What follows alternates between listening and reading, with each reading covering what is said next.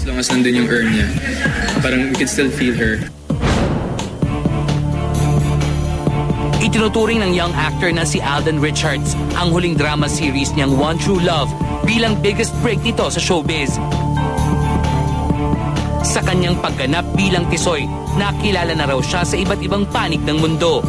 Hearing na gusto daw po kami makita ni Luis sa Dubai, and then meron din po mga nagre-request sa amin sa Japan.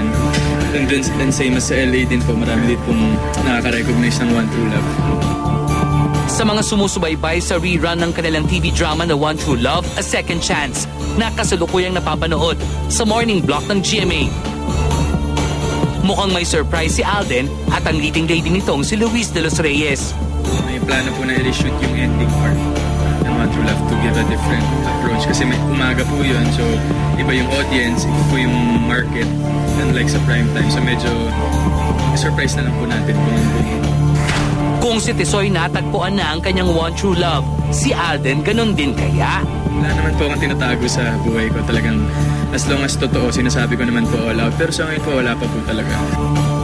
After One True Love, gaganap naman si Alden bilang younger version ng character ni Senator Bong Revilla sa bagong epic serye ng GMA na Indio. Nakaschedule po ako to train ng sword and arnis. And then, yun po, gym pag may free time. Paganda ng katawan kasi syempre Senator Bong po yun parang kaya naman kung yung batang version niya pa yan. Mapapanood din si Alden sa 2 Metro Manila Film Festival entries.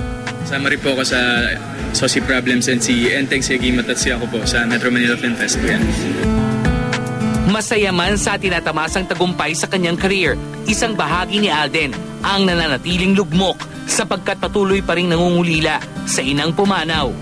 Kahit 4 na taon nang yumao ang kanyang ina, nananatili pa rin sa kanilang bahay ang abo ng mga labi nito. Yung presence po kasi ng mom ko, parang kahit wala na siya physically doon, as long as nandun yung earn niya, parang we can still feel her. So yung sa amin po, mas prefer po namin na magstay muna po sa amin si mom. Natitiyak naman ng young actor na masaya ang ina sa tinatamasa nitong tagumpay.